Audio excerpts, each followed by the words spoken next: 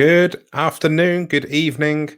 Welcome, everyone, to the Gaming Podcast Live. This is the first gaming podcast of DigiPride 2021. Are we excited? I am. I'm sure Mia is my lovely co-host, who seems to be joined by a fluffy tail going on the bottom of the screen. And it's your turn to be on mute this week. Yes. What do you mean I have to unmute you? You muted me. I didn't. Yes, you did. It muted. Like, I didn't touch any. Anyway, it doesn't matter. Hi. Hello. How are you doing today? Thank you for ruining DigiPride. I didn't touch anything. That was you. Okay. Hi. Yes. Today I am joined by a lovely noisy kitten who hopefully won't be making too much noise today. But yeah. Hi. How you doing? I'm good. You doing good? Happy Pride. Good. Happy Pride, everyone. Happy Pride. Yes. Happy DigiPride as well. DigiPride. This exactly. wonderful Exactly. special episode. Yes, the first of many special episodes of the Gaming Magazine podcast. Yeah, DigiPride runs all the way from the 1st of June through to the 31st of August across all of Gaming Magazine's channels and websites and Twitch right here. We've got some fantastic panels we'll talk about in a little while. Loads of exciting things. Digital drag show, loads of things happening. And you can find out all about that if you head to the DigiPride hub, which is gamingmag.com/DigiPride. And as a reminder, for all of you joining us live here, this is going out live on Twitch, as you could probably tell from that little technical hitch up before, where I was so rudely muted by my co-host and didn't realize until it was too late. Now I look like an idiot. You can interact with us here on the podcast, both in Twitch chat and our special Discord, the Gaming Magazine Discord, if you want to head over to there. Now, yes, there is the link. Now, as it's DigiPride, we're not just going to be joined by one guest today, because that would be too boring. It's DigiPride. It's something special. So we have two fantastic special guests for our summer podcasts. This week, our first guest is Charleyy Hodson from Xbox UK. Hello, I'm just double checking. I'm not also muted. You're not muted. You're not muted. You're professional. No. Excellent intro so far. The guests are treated more better than the hosts. Far more respect over here. How are you both, though? You're looking magnificent. Thank you. I'm good. Thank you. And I forgot to mention. Yes, I forgot to mention what an appalling friend and co-host I am. I forgot to mention at the top of the show about Mia's new visage. So usually I wear glasses, but I went out this week to trial contact lenses for the first time, and I'm wearing contact. It? Painful to put them in. I poked myself in the eye too many times. It's the getting them out that worries me. I've worn glasses for like 15 years at this point, and the reason I've never switched to contacts is for the taken out bit. I'm not brave enough. Have you gone to like the trial things where they show you how to do it? I've never even tried it. I'm terrified of my own eyeballs. I wouldn't do it.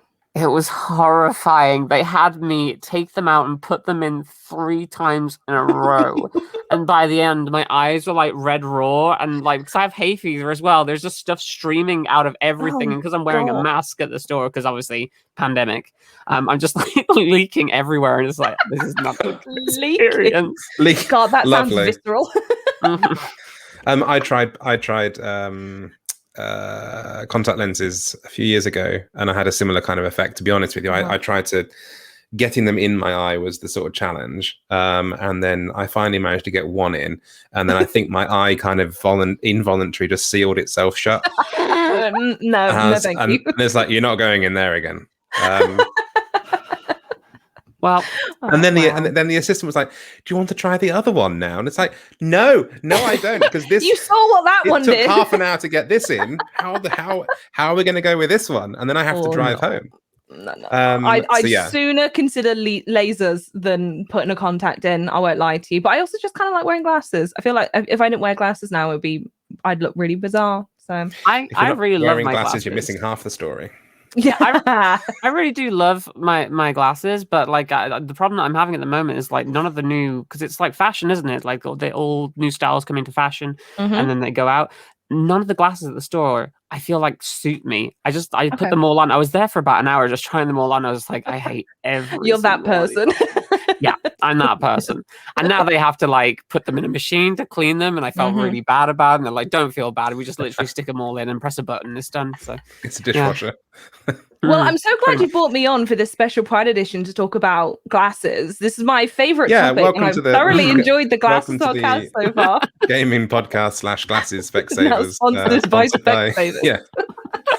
Other glasses companies are available. No, of course, we're not here. Let's talk about some games, shall we? Yeah. Let's kick off. We said that you're from Xbox. What is it you do at Xbox? So specifically, I am the social media manager and events lead for Xbox UK and Ireland. What that essentially means is prior to this role for about 3 years, I was just the community management. I say just, it's a pretty significant role. It embodies way more than just replying to people's shit posts, our shit posts, I should say, on Twitter. There's a lot of customer support and people will be sending you messages all the time. And if you're ever on Twitter or Instagram and you see an ad served to you by Xbox UK, I'm in charge of that pot of money, the copy, the asset, specifically who we're targeting it to as well. Then there's the strategy. So we've got E3 coming up for the past 3 years, or at least the years when I've been in Los Angeles. I've been sat on the floor by a bin, live tweeting. Not actually, I've never been in the Microsoft Theatre and watched the show. I was under the stage when what's his face from John Wick walked out, and I was furious at my job at that point. But now, as the manager, that's someone else's job. I get to sit and do something else and just make sure the strategy is in place. And one of the very exciting things is I got this role about a year ago, pretty much. And 50% of my job is events. Not been able to do that. So now I can. So actually one of the really fun things about my job at the moment on a day-to-day basis is figuring out what events look like for Xbox UK and Ireland in the future.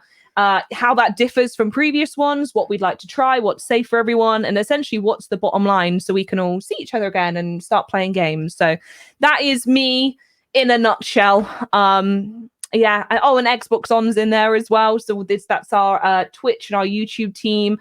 There's 5 of us. There's me, Bex, Benny, Sam, and Henry. We stream 5 days a week. Early access, loads of giveaways. Almost every person in our community has won Game Pass any given day of the week. So if you're running out of Game Pass, come follow twitch.tv/Xbox On, because I can guarantee you'll walk away with something. So yeah, sort of a bit of everything, jack of all trades. Heck yeah. And of course, Xbox UK is also supporting DigiPride this year, which is absolutely fantastic. They are indeed. Yeah. I mean, I don't want to toot my own horn, but me and Robin have worked really hard on making this happen. So earlier on the year, Xbox UK, I also sponsored the Best Indie Game category at the Gaming Awards. So when the conversation naturally came around DigiPride, I'm already invested because I know I partake in tons of the stuff that you did last year. And so I really wanted to see where Xbox UK and Ireland could get involved this year. And I'm very happy to say the rest of the business was fully behind me. Robin, Mia, if you could see the emails we got internally talking about how amazing the Gaming Awards was, I think the whole business was really happy to get, a step further and be really involved with DigiPride. And personally, for me, if I can take over this whole entire moment, the thing I love the most is it means that Xbox engages and talks to our community for 3 months instead of just the 1 month, which is the way it should be. It shouldn't be, beginning and ending in June and then we move on to the next beat and we don't think about Pride until next year. That's not how I approach it. And as one of the spokespeople, the representatives for the company I work for, that's not the approach I wanted to take with them. So DigiPride was a natural fit, really, for my ethos and for Xbox too. Heck yeah, I'm super glad to hear that. I mean, it's just to sort of say thank you, obviously, but also that it's the whole sort of ethos of DigiPride is lasting 3 months, and it's a direct pushback at too much of this June kind of pink rainbow washing kind of thing. It's easy for everyone to jump in June, but you got to continue that support when it's not a trending moment anymore, right? Yeah, and I think it. Well, it just recognizes as well. No. It just recognizes as well that the logistical side of it, which is we started DigiPride last year as a result of the pandemic, and I sort of thought when we put it together last year, there's no prides happening, so why not let it last for 3 months? And to be honest with you, as the 3 Brits sat here, obviously we can see Dylan lingering in the background. Spoilers. And no, it's been on social media, but particularly in the UK, and I think I'm right in saying in America as well. There's prides happen all the way through the summer. Like it's the fascination of doing everything rainbow related in June is a little. Yeah, bit don't stuff it all in June. I want to see rainbows in flipping November, please. Well, there's no reason it doesn't have to be up then, you know. Exactly. Rainbows in October, spooky rainbows. Bring out the spooky rainbows. Ooh, spooky rainbows. Spooky rainbows. Anyway, move on. Let's. Yeah, it's incredibly important that we're queer all year round and we're recognized to be that. I know yourself, you openly identify as bisexual. Is this something that you've always been open about in the industry and on screen, or? So it's an interesting one. I really only came to terms with my bisexuality, I'd say, within the last 5 or 6 years, which is interesting because I've been in a relationship with my other half, who is unfortunately a man, for 10 years. And he's wonderful. Honestly, he's a keeper. I don't know how he made it through the boundaries, but he is phenomenal. I also have a child, my wonderful daughter, Scarlett, who is turning 10 next year. And so it sort of took a while for me to realize that my idea of like trying to ask people like, but you have to admit every single woman in the planet is attractive and they're beautiful and they're also romantic and soft and they smell great. And I sort of unpicked it and I saw myself thinking back to a lot of media I watched back in the day, and I found myself more aligned or attracted or interested in a certain character. I was like, maybe there's more to me than I originally thought there was, which is something, you know, as soon as it clicked to me, I was like, okay, sick, cool, no questions. I'm 100% here and I absolutely love who I am and I'm not questioning any of that. But one of the things I do struggle with is, whilst one of my things I mentioned earlier, my ethos is amplifying other people's voices, I do struggle with my bisexuality and its openness, because especially with social media, people will see, you know, maybe going to be a wife with a husband one day, also a mum, she's straight. And, you know, it's that sort of conversation of sometimes bisexuality is erased when you are aligned to one binary or the other. So whilst I know who I am and I'm happy to talk about who I am, it's difficult for me to shout who I am and be quite so honest all the time, because there are people who are trans, who are gay, who are non-binary, who are asexual, who just the actual essence of themselves is hard for people to explain, other than me saying, oh, well, I like both, but please really take me seriously on one side. So it's a situation, it's a conversation I try to sit back a little bit on, because I have quite a bit of privilege when it comes to that. But no, as I say, I'm very open and I know who I am, but it's tough to talk about sometimes. At the same time, there are people out there, even in the LGBTQI community, that are going to try and like invalidate your lived experience and you know, your wants and needs, because of that whole, you know, you're married and stuff. And it's very important to make sure that you're out there and saying, no, you are still valid, you are still part of the LGBTQI plus community, and like your experiences that you go through matter. So yeah, that's it's very good to see you being so open about it, especially when I know there's so much pushback against bisexuals. I think this is something I spoke to Robin about as well. One of the interesting things, it's not happened to be a very long time, but one moment that stood out to me is whenever I play games that have a narrative where you can, you know, romance other individuals, or I'll make a passing comment on finding a female presenting character attractive, or I want to have a relationship with them. I remember it was so long ago. I think it might have been on Mixer, actually. Like, that's how long ago it was. Someone came by and said that I was putting it on for the camera and just saying this, and I was just like, well, I'm not pretending to be gay or bisexual because it makes people watch the channel or subscribe. Like, I'm trying to be authentic here. I'm trying to show that there is more facets to my personality than who is sat here swearing and burping on camera. And I want you to know that I am comfortable with who that is. And if I am playing Skyrim and I want to marry Ayala the Huntress, God damn it, I will. Like, it's not something I feel like I should restrict myself from, because perhaps the majority of people watching me are straight. Like, it's not, you know? It's a very weird mindset that they would say that you're putting on as if, you know, pretending to be like part of the LGBTQ community is going to get you more followers. When in fact, like, usually it just gets you more hate. So you know what? I think this is a sentence I say a lot, but this is a video I saw on TikTok. It was a really long time ago and I can't quote it verbatim, but you know what? Was it No, it wasn't. Oh my goodness, it wasn't. I'm rewatching Pose at the moment.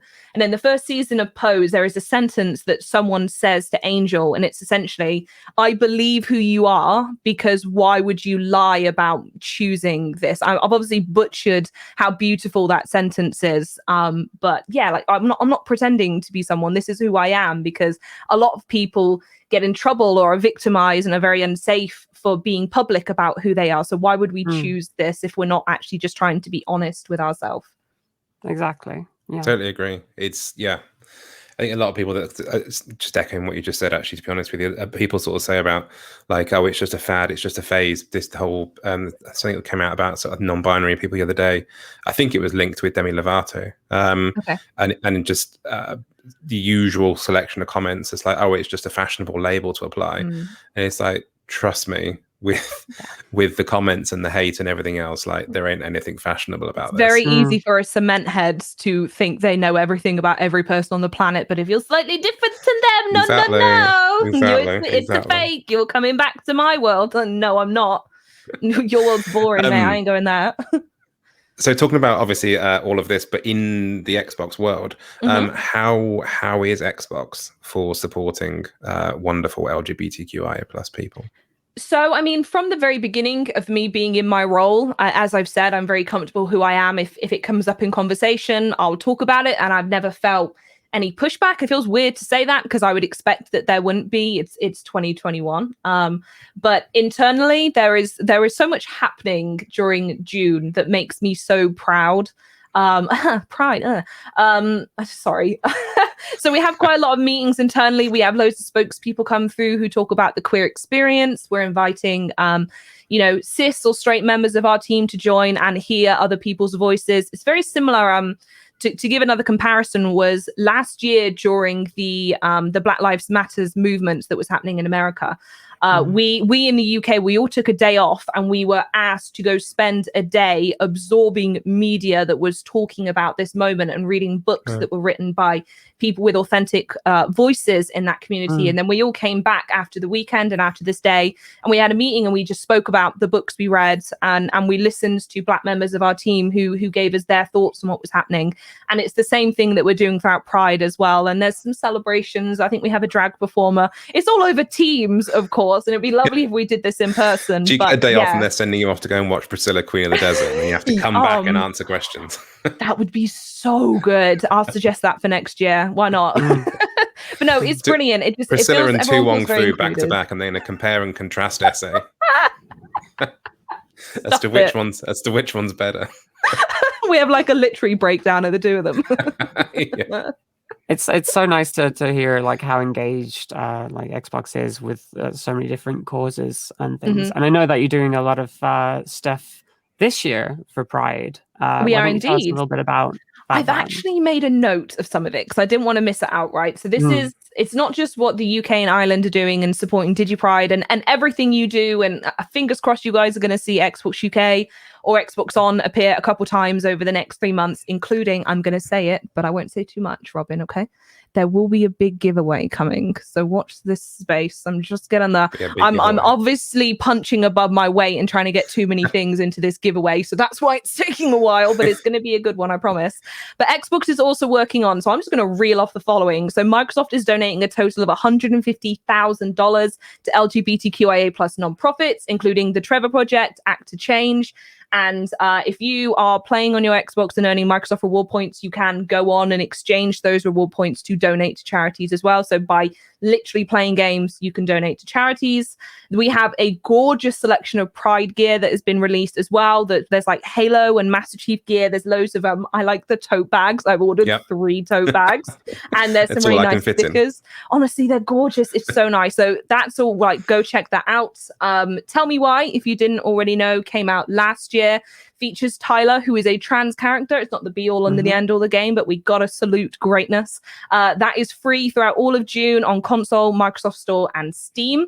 There is a curated list of games, movies, and TV shows that are curated by LGBTQIA plus communities at Microsoft, with some of my favorites, including Undertale, Iconfell, and The Outer Worlds. If you didn't do Parvati's storyline before any of the main storyline, I'm not friends with you. We're not allowed to talk. Gord, if you play Forza as well, in Forza Horizon 4 and Motorsport 7, they have a Pride rainbow livery that you can use as well. And lastly, if you want to just represent Pride outside of June, as I shall be doing for the rest of my entire life, there's also a True Colors, it's called, profile theme and gamer pics for your gamer tag as well, if you want to represent all year round for the rest of your dang life. There's absolutely loads of stuff. And I know the social good team over at Microsoft US, Jen Panettone, I'm going to give a shout out directly to, because she is absolutely superb, are working all the time. So this might even just be the start of everything that's happening. But I wanted to call those out specifically because I'm really happy for them. Just an absolutely amazing lineup of things. And it all revolves around the Xbox Pride Hub. I've just chucked a link into our chat here to an article that we did on Gaming about it, and you can click through. And it's a nice little sort of central place where everything lives. I did want to specifically mention like the Master Chief stuff as well, and how cool it is to see like a character that's mostly aligned with like one of Microsoft Xbox's biggest franchises. Absolutely, which is like a huge get like a huge guy in like the gamer dude culture, just being integrated with all. Shall I tell you how amazing that is even further, right? As here's some inside knowledge for anyone listening. Master Chief himself comes with a big list of brand do's and don'ts. Did you know he's not allowed to be seen eating or sitting down? That honestly, his character is so like not controlled, because that sounds like it's really stable, but like we know what Master Chief is because we've crafted this character. So I think it's absolutely fundamental to point out that the fact that they have been open to manipulating the Master Chief iconic image, as you say, Mia, and featuring Pride flags on it is brilliant. I think it's so cool that clearly studios have got involved and have just gone, yeah, go for it. Like the Coalition as well. They've got this thing. They have a punch card on Microsoft Rewards. If you go redeem points in there and play Gears 5, I think it's the multiplayer, then you can get flags that you can use. I'll be honest, I don't play Gears 5. It's not for me, so I'm not being very literal or specific here. But you can get any of the many Pride flags in Gears 5 multiplayer as well. So many ways that have just embedded it into the game and gone, nope, this is a feature, use it if you want, and if you don't, shut up about it, it's there. And they don't go away either, because the Gears 5 Pride flags are there all the time, aren't they? Absolutely, which is another lovely touch of all that sort of stuff. Really, really quickly, just the last little thing, it's also Xbox 20 this year as well, isn't it? God, yes, it is indeed. That's an exciting time. It's pretty wild, and it's also the year that Halo comes back, which I've only played Halo for the first time this year. I've been very open about that, and I know the jokes. I work at Xbox and I've never played it, but I've got 2 games to go. I've got 4 and 5, absolutely loving it so far. And there is a lot of exciting stuff. There is a reason why we are celebrating for 6 months, and that's because we have too much crap to go through and celebrate to just do it on the one day. So watch this space. Looking forward to it. Charleyy, thank you so much for joining us and talking about you and your time and your work at Xbox. And we'll see a bit more of you, because you'll be cropping back up on this very channel on Wednesday at 9 p.m. UK, 4 p.m. ET, 1 p.m. PT. I got that right. Wait, just time. Queer Voices in Games panel. I was so proud of myself that I got the time zones all correct. It's not a live podcast. It's fine. We can edit that out easily. Yeah, it's all good. It's fine. It's fine. So 5 fantastic voice artists, queer voice artists, will be here to a panel hosted by you, talking about the wonderful world of voice acting in. And I'll try not to nerd out the whole time just about Borderlands, because you mentioned Tyler. Borderlands, yes, the wonderful CJ Strange, and you mentioned Tyler. We have August Aidan Black here as well. So with so good. Valerie Lohman, Sarah Elmler, and Tommy Earl Jenkins to roll everything together. It's going to be so good. Thank you for having me, guys. As well. She's on Gears 5. Oh, well, there you go. I feel like I've ticked all the boxes, but please have me back anytime you want me. My schedule's completely open, and I just want to talk to people, please. I've been stuck in my house for too long. Charleyy, thank you again. And we'll see you very soon. Yeah. Bye, everyone. Have a good show. Bye, Charleyy. Thank you. So lovely. What Charleyy. A delight. Yeah, absolute delight. Yeah. So this is it's a bit weird, a bit awkward because like we never usually have two guests on. So like segueing, I'm gonna have to get better about like the whole segue thing in between, like transferring over to bringing somebody else in, because you don't really want to go, okay, that person's gone, bring in the next guest. Bring in the real guest. I mean, no, the like a roulette, like it suddenly like brings over the curtain, reveals the next guest after you've like booted the last one out the door. No, but I do want to like point out how lovely and privileged we are to have so many wonderful guests with us, like taking up their personal time in order to come on and like talk about so many bloody lovely things. Funnily enough, another wonderful, lovely person is our next guest, Twitch's own 8bitDylan. Oh, I clicked the wrong button. Oh, Charley's still here. Hold on. And Charley. There we go. Hey, Dylan. We need like an applause button because like I feel like there should be applause every time a guest comes on. A clapping machine. Yeah. Hey. How you doing, Dylan? Good. You doing good? I also want to add and contribute to the glasses conversation. Oh, cool. That happened because Charley started off with glasses. I have to also mention glasses. Never had glasses, but if there was one thing about a person that I find the most attractive, this is so weird, is glasses. Damn it, the one day I'm not wearing them. God damn it. It's like my husband teases me all the time about this, but I feel like glasses make someone infinitely hotter, like across the board. So just wanted to contribute to the conversation. Like glasses, they do it for me. Okay, got it. Dylan is saying that I look ugly as shit now. So no, yeah, cool. Gorgeous. I would never. Charley's still lurking in chat and has agreed and co-signed. Thank you. Defo. Yeah. How are you doing today in general? How's your day been going so far? It's been going great. I went kayaking with my husband and my dog this weekend, so that was like a nice, relaxing. Your dog goes kayaking. Yeah, it was interesting. What, paddles? Oh no! Has a mini kayak. Oh, I wish. This is the dog's first time. You put the legs through the middle and then it can go along. Oh my god, that's swimming so and the little I would love that. That'd be cute. We just recently got our pupper Henry, I want to say about a month and a half ago. And so we're trying to get him out of the house and acclimated to like not being just a house dog. And he it was all right. It didn't go as smooth as I was hoping, but it was a ton of fun. And I was very relaxing weekend so far. Hell yeah. Excellent. So usually what we do, and I guess this is a bit odd now because like we don't usually have a guest on and then start what is a regular podcast, but that's kind of what we're doing right now. We're going to do our weekly recap, which is basically we go over all the things that we've been doing in the last 2 weeks since the last podcast. And I guess you can start us off, Robin, if you'd like. Yeah, really easy. What have I been playing recently? Nothing, because I've been so busy with DigiPride trying to get it all sorted. So there's the end of my weekly recap. No, seriously, I have been playing a bit of Yoshi's Crafted World. That's been my kind of super cute escape go-to option. You'll finish it at some point, I guess. Like, yeah, but it's you know me in games. I can just sort of drop in. I'll just drop in and out and play a bit of cuteness every now and again. Then ignore my villagers and have them swear at me when I've ignored them for a year, pretty much. Yeah, I will say, like, my community actually attacked me today by, I don't know if you know the meme where it's the Star Wars meme where it's Hayden Christensen talking to Natalie Portman and it's like the 4 blocks where he says something. Yeah, I've seen that. The realization.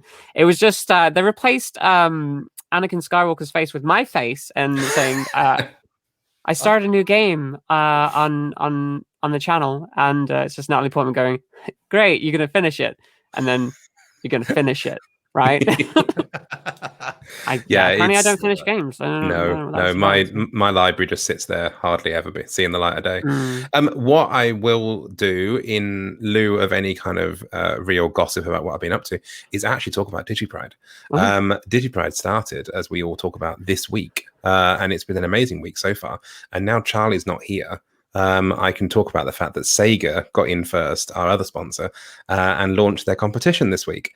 So you can go right now to gaymag.com/competitions and enter the Sega competition to win a whole ton of Sonic 30th merchandise, plus a one Steam code that unlocks 760 games. 760 games. The entire Sega back catalog as a prize. Okay.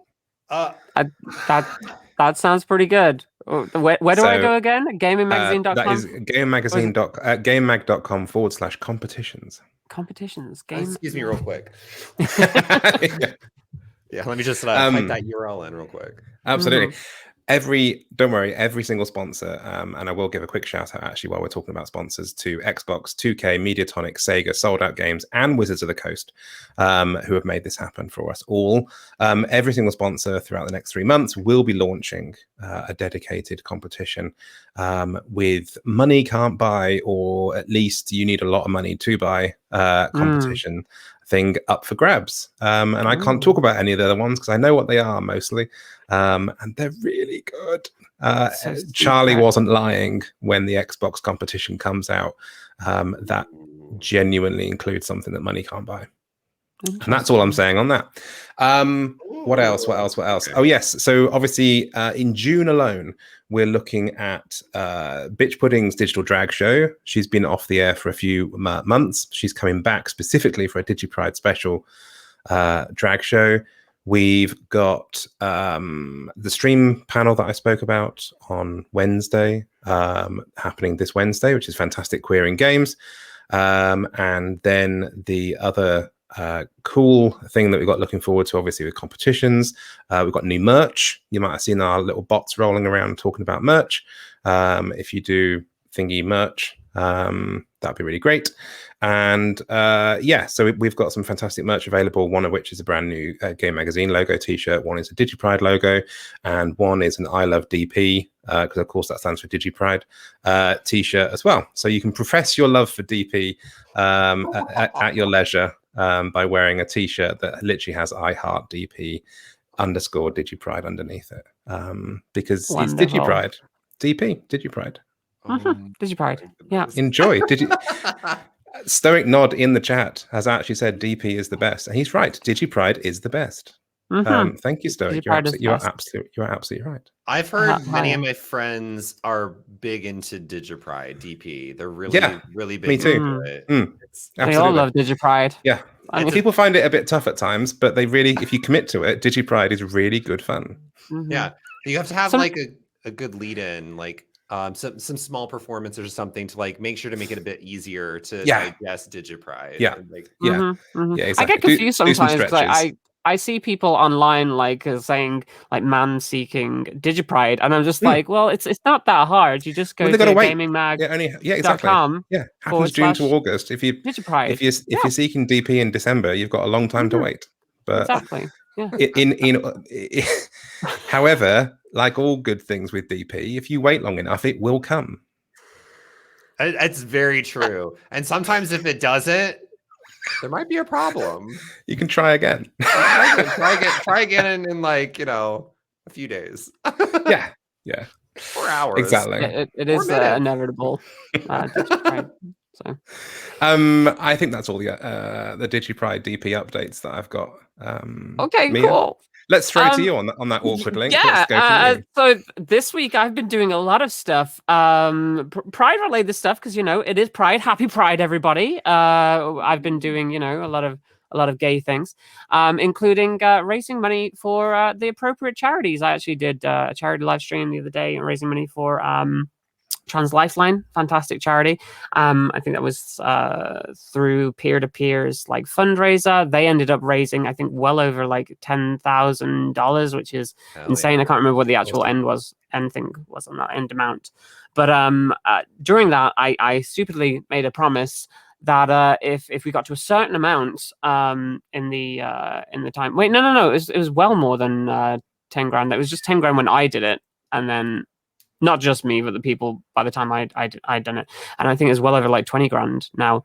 It's somewhere above that number anyway. And I think they like doubled the amount. Doesn't matter. Anyway, I stupidly made the promise that I might buy a specific Lego set and build it on stream if we hit a number. So I also did that. I paid for overpriced plastic and put it together. It's so cute though. Okay, it is. Mine's arriving tomorrow. It is very cute, and like if those eagle-eyed people watching the stream live would have seen the it's in the background right there, just out of focus. But yeah, it was not a complicated build, but it was definitely overpriced. It was like £31, £35 including postage. But somebody suggested, because I don't plan on keeping this, so maybe like I'll raffle it off for charity or something like that. Maybe, I don't know, at some point. But that might happen, and then just give all those proceeds. I think they are like giving their proceeds to Lego to a specific charity, but they didn't specify how much or. I think it's a Trello project again. I'm really sorry. I've been completely distracted by one of the rogue bots that we've got rolling around that I thought I'd fixed, but it seems to come up. And please rest assured, this. You assured me you'd fixed it. Well, I hadn't, obviously, because this one works. What the thing guessed works. Like it has the right information on. There you go. Mm-hmm. But the timer says, so we're not joined by Glenn Angel. This is still 8bitDylan. Glenn is amazing. Glenn is amazing, and we had a hilarious time last week. Last episode. What happened was this is the first time I entrusted updating bots and timers. Yeah. To Robin. I think he forgot about the timers. I think I forgot the timer. No, I think in my defense on Stream Elements, you always have to scroll down to click save. The save button is always under the bottom of the screen for me. You do. So I enter in before. And I have to scroll and then click save. And I think in this instance I forgot to. We're just it'll be so for the remainder of the podcast. Unfortunately, you're just going to see Glenn Angel rolling around. But please, in your mind, replace that. Lovely human being anyway. Exclamation point guest for the real guests. Oh bloody hell! The stupid bot I've got that wrong as well. Well, go follow Glenn as well, because Glenn is amazing. Go and follow Glenn. Sod Dylan, leave him out of it. Just go and follow Glenn. It's fantastic. Hey, I don't do this full time anymore anyway. I like streaming. It's a hobby. All right. Moving on. What else have you done? What else have I done? Okay, well, I actually played Biomutant as well. The people over at Biomutant sent me an early code for it, and I played it, and I disliked it heavily. That game's got some issues, some big issues. It was very glitchy. It didn't run very well on my PC for starters. It was like stuttering. I think it has some issues like with optimization on like AMD chipsets in general. But it just didn't feel good. It tries to do this like Arkham Asylum style combat system, but instead of like having like the dodge mechanics where I think in Batman it actually puts the indicator over your head so you know when to press it. It puts them on the enemies, and not only do you have to be facing the enemies for it to work, you have to press it like the window to actually press the button to like deflect the attack is like so short. It's one of the worst things I've played this year, and that's saying. Is it relative to their distance as well? Because sometimes with these things, they're kind of scaled to the size of their head. So if they're further away, tiny, you can't just see over the button top that you're of their meant to head. press. And if the camera's pointed the other way, you can't block anything. Like it doesn't work anything like it would do in something like Batman, where it's just over your head. Where you press the button, it automatically does something. It's like they wanted to do a bunch of things, but they got too big for their boots because it's this massive like open world game, and you're this. I think it's like post-apocalyptic, and you're this creature which has evolved over time. Like all the creatures now can like speak to each other, and it kind of feels like a 90s platformer game with the way it presents the world, and you're talking to each other a bit like Banjo-Kazooie, like characters talk, and it goes. But that would be fine if there wasn't a narrator right after that, after they do their little, their little spiel, who translates everything they're saying after they've said it. Oh God. And that gets so mind-numbingly annoying. I could only play it for a couple of hours before I turned it off and just said, no, this is not for me. That it's very floaty. It kind of feels like a platformer, even though it should have a lot more weight to the characters and a lot more weight to the combat. It just didn't feel right. But yeah, it just feels like, I know it's an indie studio, and what they've achieved there in terms of like the look and like the world and stuff, it's super cool. But it's like a lot of other games, it's released like pretty much in a broken state, and it doesn't feel good. So yeah, I didn't really like Biomutant all that much, and that upset several members of my chat, unfortunately, who are super looking forward to it. And I guess that devil probably never send me another game again, but that's fine. I've played a lot of Final Fantasy 14, jumped back into that as well. Just loving it. I picked up the start of the Stormblood expansion where I left off. Every time I get to the end of an expansion, there's always like a gap of like a bunch of quests, and I leave the game for about a year just because it's such a boring slog to get through. But other than that, actually going through the actual story parts, it's really entertaining, and they build a super interesting world, although it gets a little bit too political and boring at times, which like I don't really care about the fantasy politics of, you know, like people versus dragons and like they're having a civil war against the empire. It's nice to take down a bunch of fascists, don't get me wrong, you know, like going and punching them in the face and destroying them. And they've also introduced this really cool character whose name I forget. I think it's like Xenos or something like that. But he just walks in and absolutely decimates like your entire party, which is absolutely fantastic for world building. So I'm super excited to see where it goes, because we have the new expansion coming out, Endwalker, in November, and I just want to catch up before that happens. But I've actually been enjoying playing a game again, which is really fun because I've been playing it with like my friends offline too, and not just streaming it. Xenos is awful. Oh, I think he's it's a pretty cool design too. He has this big kind of like gun holster of swords.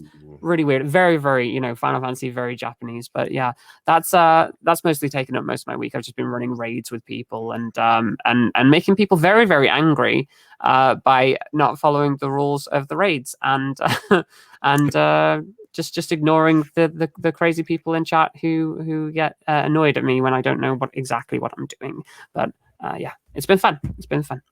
So, Dylan, what have you been up to this week? Yeah. In general. Outside. Oh, actually, I'll tag on because it's related to yours. I've also been getting back into Final Fantasy 14. Hell yeah. I was a big WoW head when I was like trying to get back into WoW, and with Shadowlands, I've realized I only really like MMORPGs for the story and not so much like a lot of the systems and mechanics. So I fell off Shadowlands pretty hard after I finished the base storyline, and I was like really itching to play another MMORPG. And I had tried so hard to get into Final Fantasy 14, but that first base game slog is so hard because like that story is just it takes a long time to get there. So I was like, you know what, I'll get back into it, we'll see. And I have been enjoying the hell out of it. I finally beat Realm Reborn, and I'm like you, I think Stormblood is the next one, or I think well, it's Heaven's Ward after Realm Reborn. So which means that you are currently in the gap, which is the worst experience out of anything I've played during Final Fantasy 14. So just drive through it, because I think there was like a really long period of development between the end of A Realm Reborn and when Heaven's Ward came out. So they just kept releasing patches with loads of different fetch quests in there. You're gonna have to do a lot of that, unfortunately. Yeah, it was strange. I feel that because some of the side missions they have you go on, I'm trying not, like, everyone's like, don't do the side missions, only do the main story missions. But the completionist to me is like, but I really want to see the story there. And I know, like, when they have like a blue indicator above their head, if you finish the storyline, it unlocks something. So when you hit level 50, it adds like 100+ different ones of those. So I'm like, you know what? Let's just power through. Let's just try and get through the main story. So on top of that, I have been playing Mass Effect for the very first time. Oh, yes. Yeah. I'd love to hear what your thoughts on Mass Effect, as someone who played the originals and played a little bit of the the Legendary Edition that came out. So I have my husband is a super hardcore Mass Effect fan, and I have somehow avoided through all my years of gaming spoilers completely about Mass Effect. I don't know the universe. I don't know the story. I don't know the ending. All I know is people were mad about the ending of Mass Effect 3. That's all I know. I don't know why. I don't know anything. So I was like, this is going to be really fun to play through this for the very first time. Mass Effect 1 might be one of my favorite games of all time that I have streamed on Twitch, because I'm doing a full lore run. And so I'm reading every single codex. I'm reading every single dialogue option to really invest myself into the universe.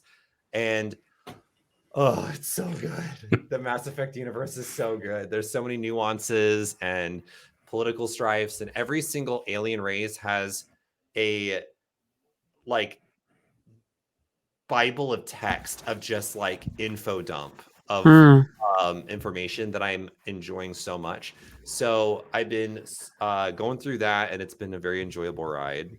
I'm curious, what were your thoughts when you first played through it? It's a really long time ago now. The first time I played through, I think, was back when they originally came out. So I remember like buying my Xbox, and I think I got it for like 20 quid on top of my purchase. Like, it was an add-on, and like I remember I didn't play it for months, but as soon as I did, it's like this fully realized, mostly realized universe of just like all these different races, and there's so much info on them, and you can pretty much go anywhere and do anything. But I remember getting to the Citadel and then not knowing what I had to do, because I wasn't very good at like following directions back then, and just literally just like not playing the game for about 6 months until I came back to it and then decided to continue it. But those games are great. The first one has some issues. I know I spoke briefly about this on the last podcast.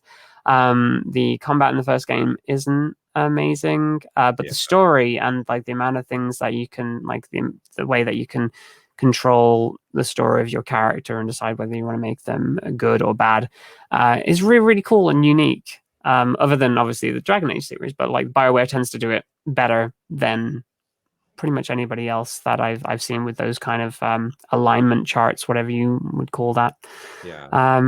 I had a lot of fun with them. I'd say definitely the second one is probably my favorite in the series. I can't wait until you get there. How far along are you in the game? I'm about to hit, I think it's called Novaria, or yes. Everyone is like, ooh, super excited to see you do Novaria. I've been wrapping up a lot of the side missions because unlike what most of my chat says, I've actually been enjoying the Mako. It's crazy. Yeah. I actually really enjoyed the Mako, like that original thing. It like they probably fixed a bunch of stuff in the remake version, but it used to be like buggy as hell. It would like flip out, and like you try and go up a hill and just literally end up going backwards or upside down, all kinds of things. I'm not sure, how does it handle to you? So everyone was like, it's a rite of passage if you flip the Mako, and I think they made it to where it's almost impossible to flip the Mako now. It actually hasn't been too bad to like traverse. It reminds me of like the remastered version reminds me of what No Man's Sky was when it first came out, where there's like these desolate voids of like no trees and just topography, and that's basically it, with like maybe one or two animals. So it feels like that. But otherwise, I've been loving it. The story's great. The Mako's great. It gives me time to chat with my community while I'm on the Mako, which is like perfect for me because the game is so story driven. You have to read a lot of stuff. Just give me 2 seconds. This is incredibly unprofessional of me, but a thing has just come up. 2 seconds. No, you're good. I was gonna say another thing outside of gaming that I've been doing recently is I just recently bought the Junji Ito manga collection, and nice. I'm a huge horror fan. I love horror movies, love horror games. I've been doing Fright Night Friday on my channel for the last like 6+ years. So I've consumed a lot of horror content, but what I haven't done is consumed a lot of horror manga. And so I was like, well, we have to start with like the pillar within that community, Junji Ito. And I had been reading through Uzumaki, which is this like horror story about a spiral. And oh my God. I'm like, this is transformative. It's hands down my favorite manga I've ever read. It's so good. I have to admit, I'm sort of sitting here as someone who's not a manga or anime kind of person. But that being said, I should have mentioned in my weekly recap, actually, I actually went to go and see Demon Slayer in the cinema, in an actual cinema. The first time in a sort of cinema screen, I think now for almost 18 months for us in the UK. And yeah, I didn't have a clue what was going on. But my boyfriend had kind of crashed me through at least sort of the first 12 episodes of the TV series, but then then the movie happened, and I sort of managed to sort of jump into it. Beautifully done, absolutely amazing. I love the artwork involved with kind of like anime and manga, but I just doesn't quite connect with me in terms of the sort of storytelling side of things. But yeah, thoroughly enjoyed that. Interesting about horror. How is it sort of horrorful? What's the horror twist for manga? Yeah. So in Junji Ito's case, I'm a sick individual, so there's a lot of body horror, and I love body horror when it comes to like anime and manga. I find it like fascinating. I think that's why growing up I really liked Alien, like with Ridley Scott, because there's this like weird romance between like a face hugger on your face and like the chest burster. Yeah. I'm just a sick individual. I really love that kind of stuff. And like I love practical effects and all that jazz. So it's like right up my alley. And so reading through Junji Ito's manga, it's very much that. There is like body horror all over the place and like really creepy stuff. I sat there at night thinking, I was like, I don't think I've ever read a book that really made me like creeped out. This one, I was like thinking, I was like, ooh, that's really terrifying to think about. Like some which Junji Ito have you been reading? I just started Uzumaki, and I never want to look at a spiral the same way ever again. Yeah, I've not read it myself, but like from everything that I've heard about like Ito's work, it's like he just like it's more psychological and gets inside your head than anything else, right? Yeah, it's like one of those things where something that's super mundane becomes terrifying. So and how people can get fascinated with the silliest of things, and when their fascination becomes obsession, I love it. But outside of manga, I've been playing through obviously Resident Evil Village. I'm just about to beat that game. It's all right. It's not my favorite. I know a lot of people are like crazy for Lady Dimitrescu and all of the stuff that happens within Village. In my opinion, it's I feel like 7 was a bit stronger than 8 so far, and I'm at like the last act of the game. I'm curious, did y'all play Village? I did, yeah. I really enjoyed it. I didn't play 7, but I've seen like playthroughs of it, and I feel like it's doing very different things. Because to me, like 8 definitely feels like more of a love letter back to an action-orientated Resident Evil, like Resident Evil 4. I mean, it's pretty much Resident Evil 4 in a different coat of paint with like a different character and story. So I really enjoy that because I just super enjoy like Resident Evil 4. So it was just hitting like certain nostalgia things for me, like. But yeah, I can see how you would say like it's not as strong in some of the elements as it would be with 7, because they seem to have like shifted that focus again. And I think they do the same thing from like the RE2 remake to the Resident Evil 3 remake as well. Like that was definitely more action orientated, which is super odd to me. I don't want to spoil anything for you, but the future direction of the series, I don't worry about it so much. It's a little bit, well, it's Resident Evil. It's always convoluted, but I'm looking forward to seeing where they take it next, because it ends in a certain way, which I won't again talk about. But I'd love to hear what you think about the game once it's over. Yeah. That's what people have been telling me. They're like, just wait until you beat it, then think about it. Like think about the game as a whole. So I'm really excited. I'm hoping to finish it on Friday and really see how everything plays out. And then a sleeper hit that I feel like has been taking storm in my life is Knockout City. I've not played any of this, but I've seen everybody talking about it. Is it like what is that? Like, so I see the videos. It's like, is this dodgeball but on rooftops? What's going on here? Yeah, so it has like a Splatoon feel to it in terms of like there's fashion, which I also want to get into. Like, props to the team for making all of their body types and clothes gender neutral. There is like I might be wrong here. There's no gendered language within the game, so you just choose a body type, and then all clothes can fit on all body types. Same with all faces are just like they're just faces. There's no like gender to them, which I thought was really cool to see it in an indie game, especially one that's like a sports game. And in the game, you are in a 3v3 competition playing dodgeball, but the controls are so good and the combat is so fluid. And after you beat one game, you're like, I just want to hop into the next one. It has become my recent obsession. Like right now, I'm like, I could just be playing some like Knockout City and just like mindlessly being stupid. Like I just could play it all day. Like, how does it actually play? How many players is there? Is it like a battle royale, or how does that work? So it's 3v3. So it's best when you have like two friends to play with, because I think right now they're having some server issues. So typically there's a lot of people that DC, similar if you play Dead by Daylight, there's a lot of people that are like DC from the game. There's a lot of that happening right now if you play single player. But if you have a group of two and you go against another group of three, it's amazing. I'm loving it. Oh yeah. I'll have to look into that. Is that a free to play game, or it's free for the first 25 levels of the game, and it takes a while to get to level 25. You can put a solid like 2 hours into the game before you hit level 25. That is a very interesting like tactic that they're going with there, like free to. I think like it's called free to start, isn't it? That particular marketing strategy.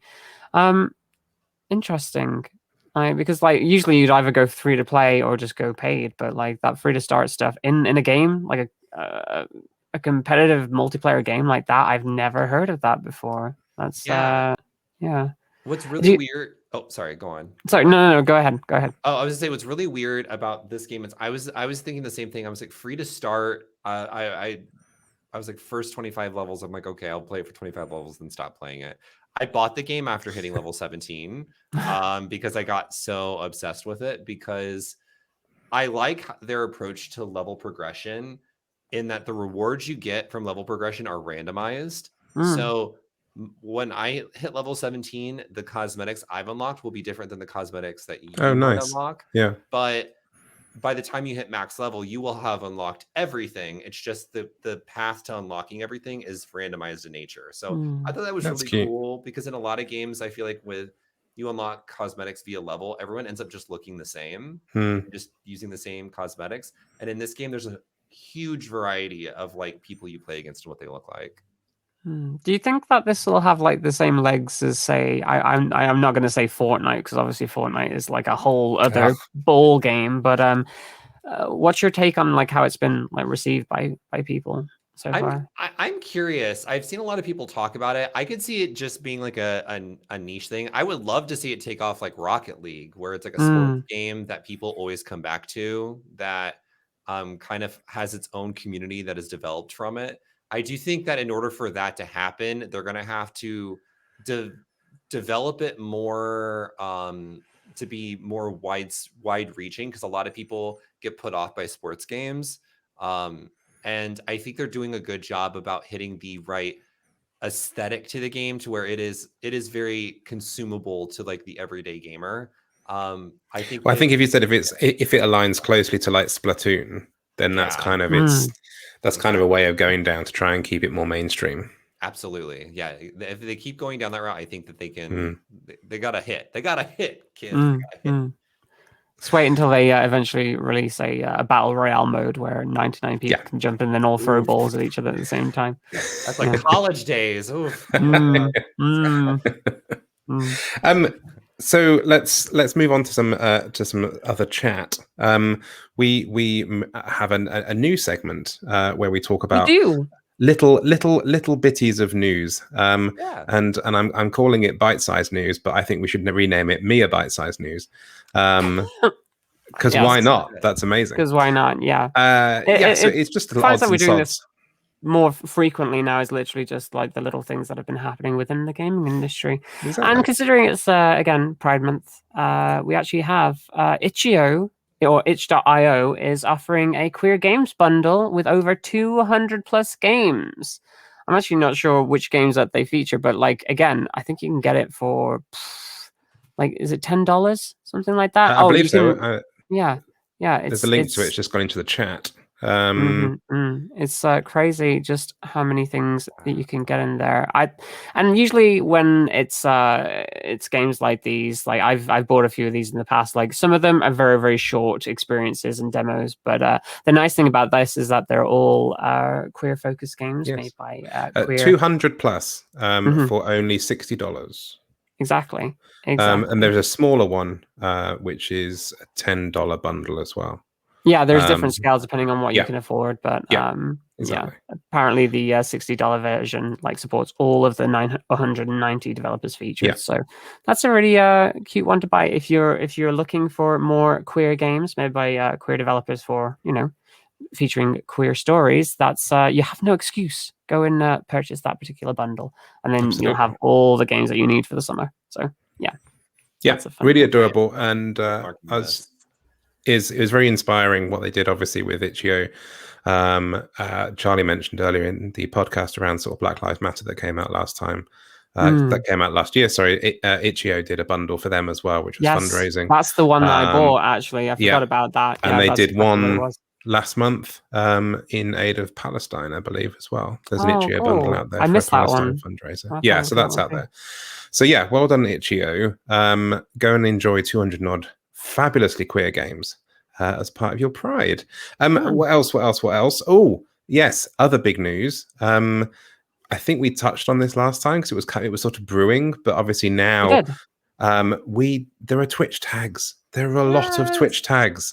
There are a lot more Twitch tags that have come available. Well done, Twitch. There's a moth in here too. Wonderful. Twitch tags and a moth. Twitch tags and a moth. Yeah. Where's the moth tag? Can we get the moth tag? Sorry, you were saying, Dylan. No, I did want to say though, I don't think the credit can fully go to Twitch though. No, not at all. I was joking. Oh yeah. Absolutely, the trans community that was out there advocating hardcore for this. Like I did a lot of screaming on Twitter. I'm not gonna lie. Yes, no, but it was needed. I'll take my I'll take my streamer hat off and just put on my community marketing one. It really does mean a lot. Like, I'm going to try not to get emotional because this is very emotional for me because there was a lot of there was a lot of discussions behind the scenes, and seeing so many streamers get so passionate about this project really meant a lot. I'm sorry, I'm getting like very emotional. It really meant a lot to a lot of us that behind the scenes that are LGBTQIA+.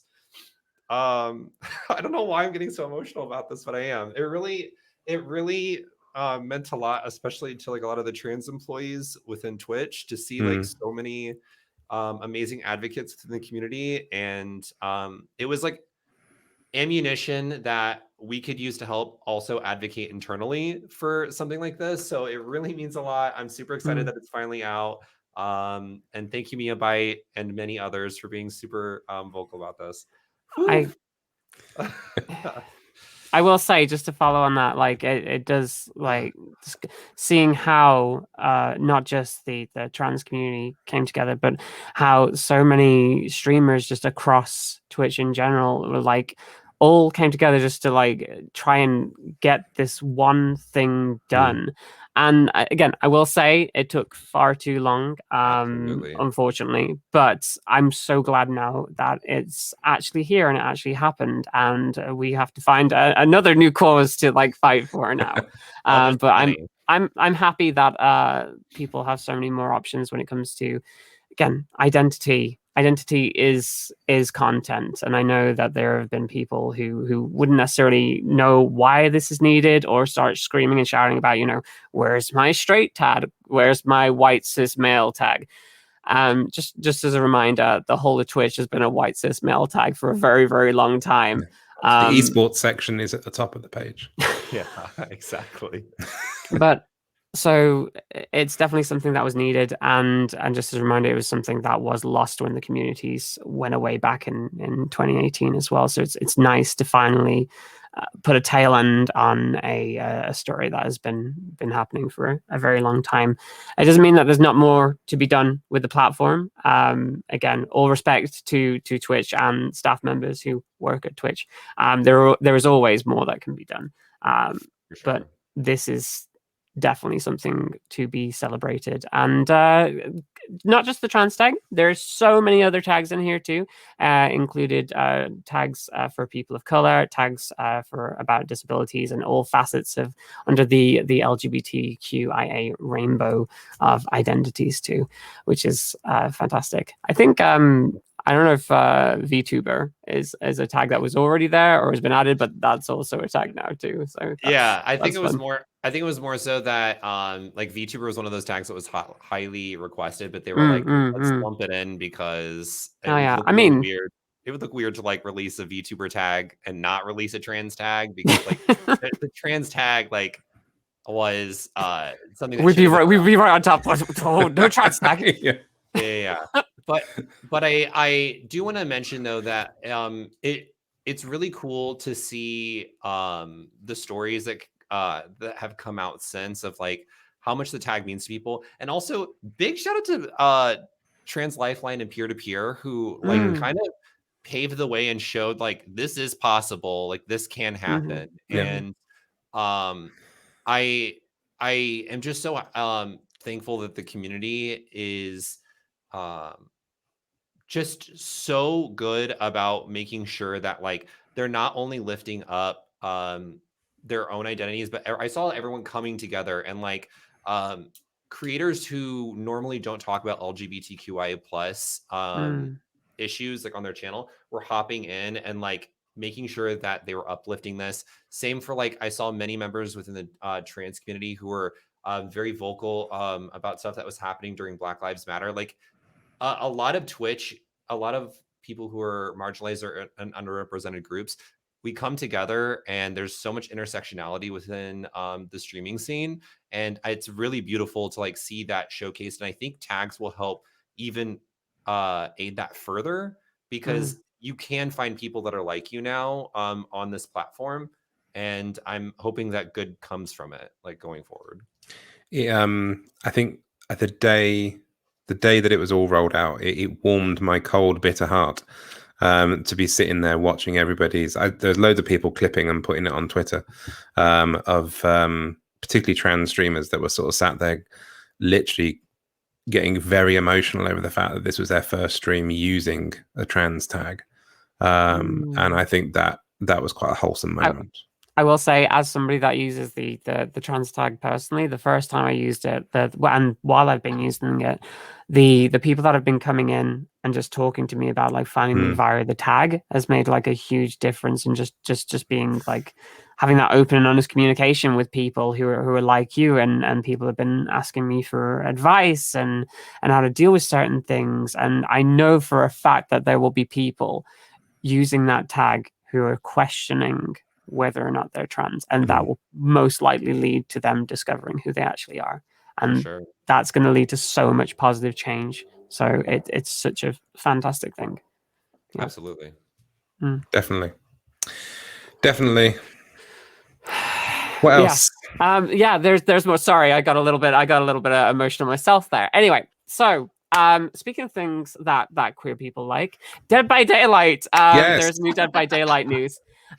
For some reason, I don't know why, it's a mandate that all LGBTQIA plus people all love Dead by Daylight and play it to death. But new fantastic updates. There was a stream which revealed the Resident Evil collaboration with Dead by Daylight coming out on the 15th of this month. There are going to be several new characters added to the roster. You got yourself your new killer in Nemesis, the big old bio weapon from Resident Evil 3, and alongside of that you have the remake versions of Leon. Jesus, why can't I not remember Leon's second name? Holy crap. Like Resident Evil 2's Kennedy, thank you. Yeah. Resident Evil is one of my favorite like game franchises. I'm literally wearing a Chris Redfield top right now.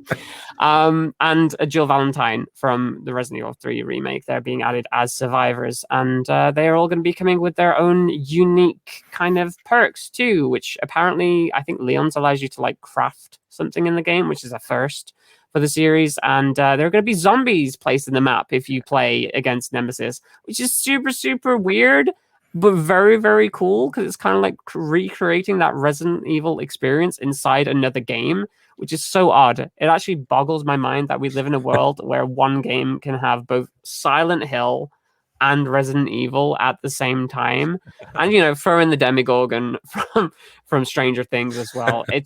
I don't know. It's really weird. I lost it when that news came out. I don't know. I'm assuming that you play Dead by Daylight as well. I've seen you play Dead by Daylight. Yeah, like just to touch on that, I love the fact that I can load in a game as Demogorgon and then throw Leon Kennedy onto a hook in the Haddonfield laboratory from Stranger Things. Like, that is just like, what am I playing right now? It's mind-boggling. Yeah. Did you see the map that they're releasing as well? It's just the police department from Resident Evil 2, the Raccoon City Police Department. It looks absolutely gorgeous, and I'm pretty sure from what it looks like, all of those models and things look so much higher fidelity than the rest of Dead by Daylight. It seems like Capcom gave them assets from the remake for them to like work on and like change and edit and things like that. Because if you take a look at the I think because they're live on the public test service right now, in the footage, if you look at the models for like Nemesis and Leon and Jill, they look so much more crisp and clean than the other models around them. I know that they're improving them over time, but it does kind of seem like they got a base to work off of there. So Dead by Daylight is the Smash Bros of it's true. Brothers of horror it's games, true, so and I'm genuinely like, I want a Disney mashup next. I really want, like, who else can, like, I was sat here thinking about this. Who else could you get into, like, really embracing this kind of Smash Brothers thing? How crazy could we get this? Can we get a Family Guy? Can we get a Solar Opposites? Can we get like I think it's got to be horror themed. Can we get some spirals in there from Junji Ito? Yeah, there you go. Ooh, speaking of, okay, this loops it all together. So not to just take away from Dead by Daylight, but a game similar that I've been obsessed with for like the last 2 years. There is a Chinese developed mobile game / PC game that is called Identity 5. It plays very similarly to Dead by Daylight. In fact, I think, I could be wrong about this info, the developers from the mobile version of Dead by Daylight actually helped Identity 5 bring their game over to US soil. And then really? That's super cool. Yeah, and then the Identity 5 team helped Dead by Daylight bring their game to mobile. Oh, cute. So they've got like a fun working relationship, even though their games are very similar. But the one thing I really like is Identity 5 has like a more cutesy approach. It's free to play. But it's like a gacha game, so that's how they do their cosmetics. But they do fun collabs. They did a collab with like Junji Ito, so like several of the horror characters from Junji Ito manga are like skins in this game. They did like they did a Danganronpa collab, a Persona 5 collab. Like doing one with Death Note right now, so you can get like characters from Death Note in the game as skins. And I'm just like, horror is in. Like horror is the moment. If you're not into horror, you're missing out. Yeah. Speaking of horror in that situation, Dead by Daylight are actually also adding Pride themed stuff too. Yes. I don't know if you saw that. Yeah, they're adding the rainbow flag charm, which is going to look great next to my umbrella corporation charm. Just those two next to each other. That's going to be perfect. But yeah, and they're also, I think they're doing a fundraising stream that benefits the Trevor Project on the 18th as well, of June. Yeah. Channel. Hashtag Into the Rainbow. Into the Rainbow. They haven't announced who's hosting it yet, so I'm going to have to sit on that information because I do know who's hosting it. And we are interviewing them on Gayming Magazine next week. Very cool. So I'm assuming it's one of their fog whisperers. I don't know who it is myself, but I'm assuming it's going to be one of their we've got a couple of whisperers. We've got a couple of cool features coming up with Dead by Daylight over the coming weeks to support their Pride stuff. They're also doing a week-long special event from the 14th to the 20th of June, which is called Blood Hunt Plus, and that's on the mobile version. as well, I believe that is. So that's nice. And yeah, sort of enjoying all of your Dead by Daylighting. Question: have you played Dead by Daylight yet, Robin? No. It's a horror game. We're gonna have to get you into that at some point. That could make for a very, very cool DigiPride stream. Just saying. It could Robin's do. First actual stream, to be honest with you. Yeah. You set it up, I'll play it. No, but also I do want to sort of quickly go slightly off topic. I need training, because the last time I tried to play something I don't really do online gaming because I'm too crap, to be honest with you, and I don't want to be sort of honest about the fact about how appalling I am at playing games. But the only version of a kind of streamed game I've ever done was for an event I did at Christmas, and we played Among Us, and I hadn't played Among Us either. So somebody was like, so somebody said, oh, well, come on, just play the first game and you'll get used to it. Great. So the first game, it flashes up on the screen that I'm the saboteur. And I'm like, I have no idea what I'm meant to be doing, but let me just run around and see what happens. And I'm running around, literally about to like 30 seconds into the game, running around, a button come up at the bottom that says kill. And I was like, yeah, pressed it, surrounded by other people with everyone else near me watching, because we'd only literally just started. Thing came up, said kill. I killed him. And then there's someone on chat said, now you have to defend yourself. And I was like, well, okay, he slipped. And it was just, it was an icy patch. And it's like, and they just looked at me, and, well, sort of metaphorically, virtually looked at me, and I'm like, you got to give me some briefing as to like what I'm meant to be doing if I'm the killer or if I'm the saboteur or whatever. I just see a button and it says kill, and I hadn't killed anyone within 30 seconds of playing a game, and that makes me really bored, because as we all know, Borderlands is my go-to because I just want to start shooting things. So the ability to sort of have to sort of like be stealthy and moderate and not kill people is not quite in my nature in gaming. Okay. I have a question then. If you're talking about Borderlands, are you excited for the live action movie? No. Because the cast is completely wrong.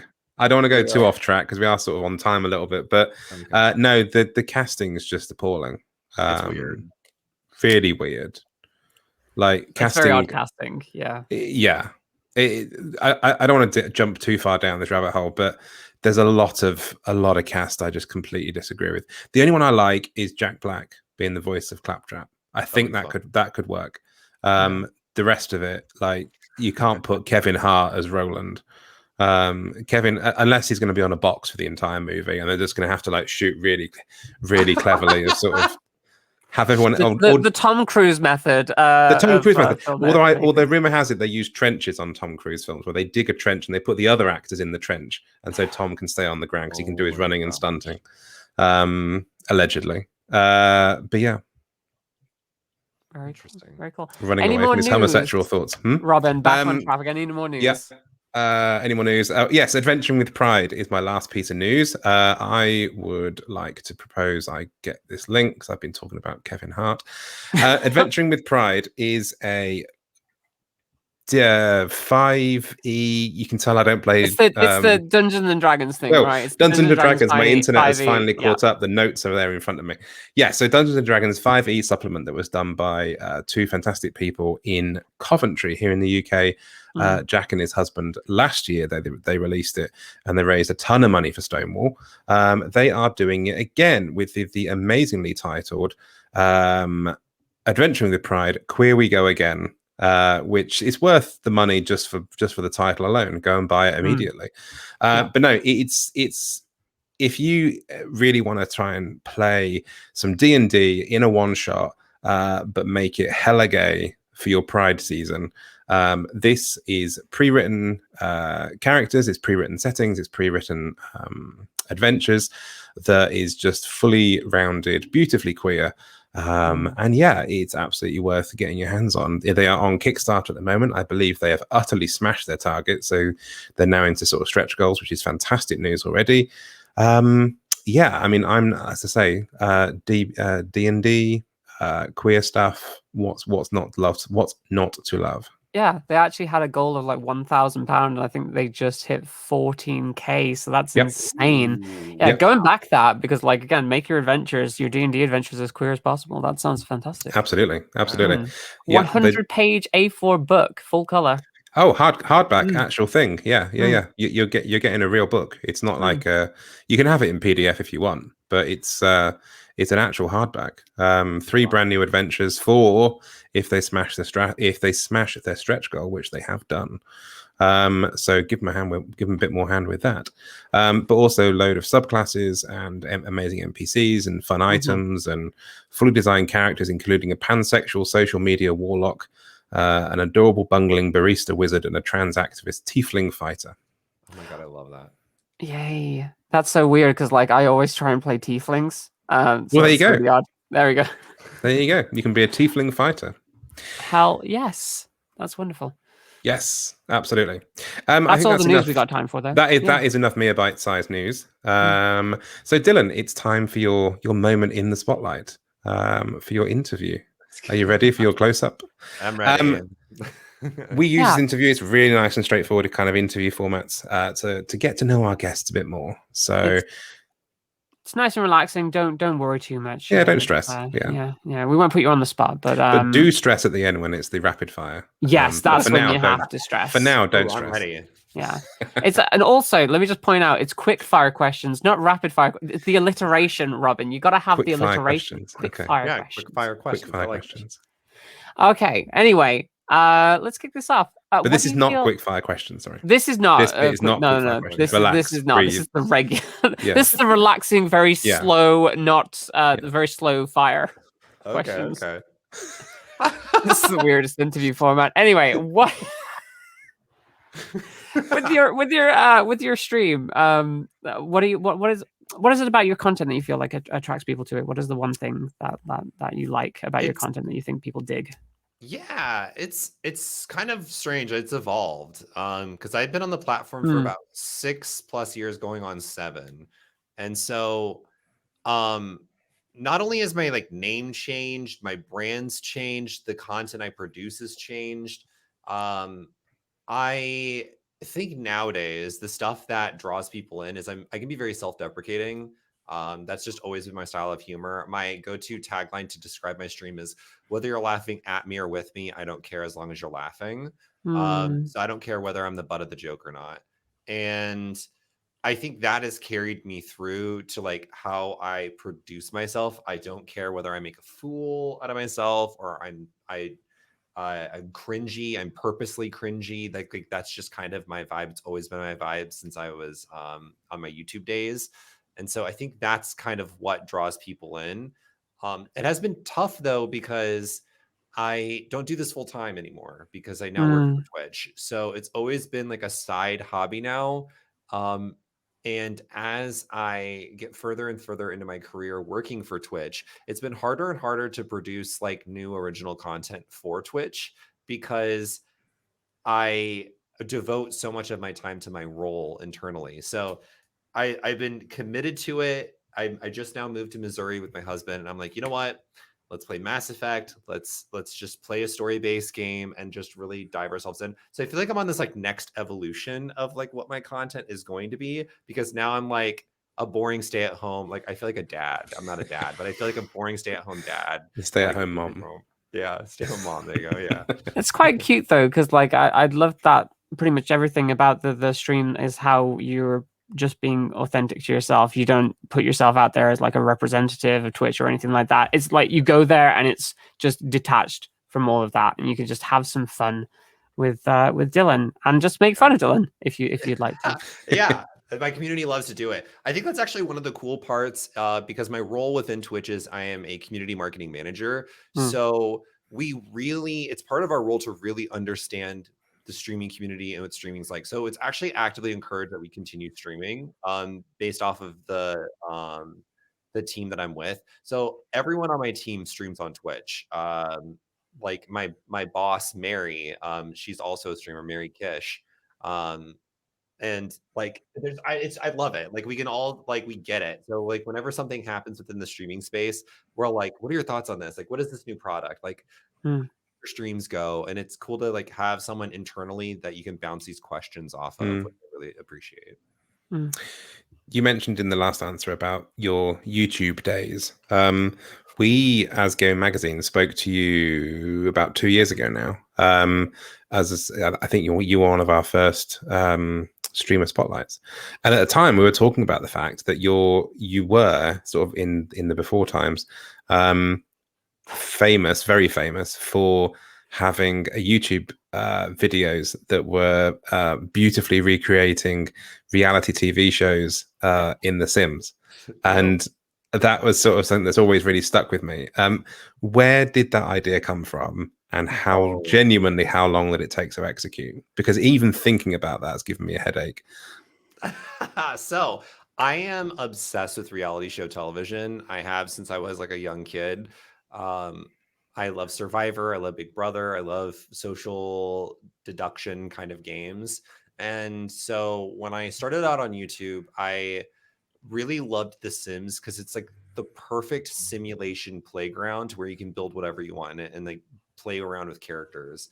Especially from a YouTube format, you can add like voices to the characters if you want. You can like try to pose a character in a specific spot. And so I was like, I wonder if there is a way I can create reality shows within The Sims and have them play by themselves, where I don't have to like choose the outcome of like who's voted out and what happens. The game's doing it for me. So I took several months to figure out like what mods to download and like what systems I would put in place. And that's where again, like we're talking about evolution of content. I think people's content is always changing. Like, especially if you see me, if you go back to my old videos and then my videos at the middle part of my career on YouTube, and then the end are completely different. And so I ended off my YouTube career because I don't upload on YouTube anymore, as this person that just recreated things in The Sims. I loved it. I have like Drag Queen Survivor that's on there. I've got YouTuber Big Brother. I've got like, I did a full Danganronpa original like voice acted series that I did in The Sims. So really? Yeah. I didn't know about that one. I'm currently doing a Danganronpa 2 playthrough where I voice Monokuma. It's a lot of fun. Yeah. I get to scream, "It's punishment time!" quite a lot. So I kind of like love that. How long ago was this again? Like, was this before you started streaming, or is that like simultaneous to that? Yeah, so I can talk a little bit about my start. So I actually, there's a YouTuber way back in the day. His name was Will Shep, and him and his partner RJ. I don't think they're together anymore. He had started out as a gaming, very out gay man in the gaming space on YouTube. And so we started playing Minecraft together, and he started streaming on Twitch. And he had been trying to push for partnership. And so sorry. And so I tagged onto his streams and I started streaming, and I was like, oh, this is really cool. Like, I'm really much enjoying this. And he kind of dropped off. He didn't stop streaming and went back to doing YouTube stuff. And I really like took off doing that. And so I was doing probably the most unhealthy time in my life was when I was doing full-time YouTube, full-time Twitch, because I was producing content at all hours of the day. I wasn't watching what I was eating. I wasn't taking care of my own body and my mental health. But that was when I was the most successful. I was making enough money to where I could sustain myself in Nebraska just based off the content I was producing. And it was like this weird time where I felt like my creativity couldn't really shine because I had to produce content to serve an algorithm and to serve like what people were searching for, which is why I really loved Twitch, because there was no like algorithm like that. You just showed up, you produced content, you made a fool out of yourself, and if people wanted to subscribe to you, they could subscribe to you, they could donate to you, they could donate to you. And I was seeing more success doing that, not only because I could be more creative and silly with it, but because it was easier for me, easier on your body, easier on my mental health to do stuff like that. Yeah, that's it's like it's a lot. I mean, you've been on the platform for, like you said, 7 years now, and you must have seen a lot of things change over that time, including, like, again, just like more LGBT content creators out there. And I think it's come up to Twitch's 10th anniversary soon. Yeah, that too. With that in mind, if there were any other like LGBT people thinking of getting into streaming, is there like any kind of advice that you'd give them or anything that you'd want to say? Yeah, I'm actually going to relate back to a story that I have in the yesteryears to relate to like some advice I'd give. So I remember when one of the first events I went to was a St. Jude Play Live event. It was like their second annual one that they had ever done.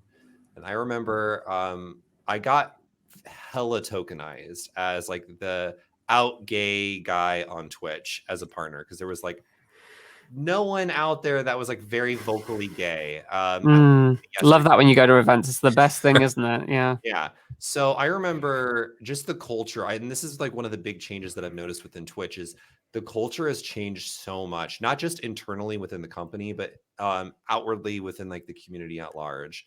And I remember having 3 separate occasions at the St. Jude event of straight men, white straight men coming up to me, asking if they could have a pass for offensive language they were using on their streams towards gay men. And I was like, first off, what you're not going to do is corner me at an event and ask for forgiveness for actions that you did on your stream. Second of all, this is like way back in the day. I'm like, why were you not banned for this? Like, why was this language like even allowed in the first place? And so I remember like being specifically at this event and getting cornered, and I had that conversation with them, but I didn't stand up for myself is the thing, because in this career, I felt like you had to act a certain way or be a certain way to succeed. And so my advice would be stand up for yourself. Don't let someone push you around based off of the identity that you are, who you are as a content creator.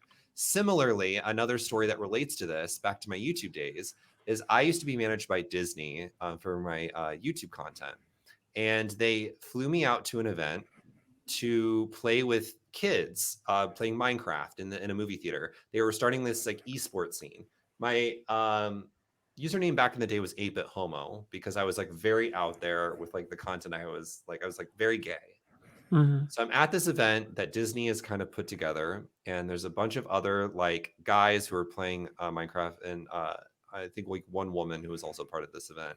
And the kids were like fascinated with me. Even one came up to me and was just like, this is super cool. I have 2 moms. Like, this is like really neat to see like a gay person like playing video games with me. And so I had one of the assistants at the event come over to me, and she's like, I'm gonna have to ask you to leave the event and stop playing with these kids. And I was like, why? And she's like, well, we had a few complaints from some of the parents that you playing Minecraft with their kids is making them feel uncomfortable. So I didn't stand up for myself because I didn't know like the proper approach to this. And so I got up, I left the event, I stood in the very back, and I watched as these other content creators who I had been collaborating with and making videos with were having fun with these kids, and I couldn't because I was gay, and I was very outwardly gay. And so also shame on them because they went out of business. Yeah, that's awful. That's absolutely awful. They went out of business. Also, the Disney management company went out of business as well. So I mean, karma. But Karen, it's things like that still happen to this day in this industry, especially to like Black content creators, trans creators within this industry. The culture has shifted significantly, but these things still happen. So my advice, stand up for yourself. Don't let someone tell you otherwise. You can still succeed in this industry by being vocally supportive of your identity and who you are. Yeah, great. Agreed. Great. Absolutely fantastic.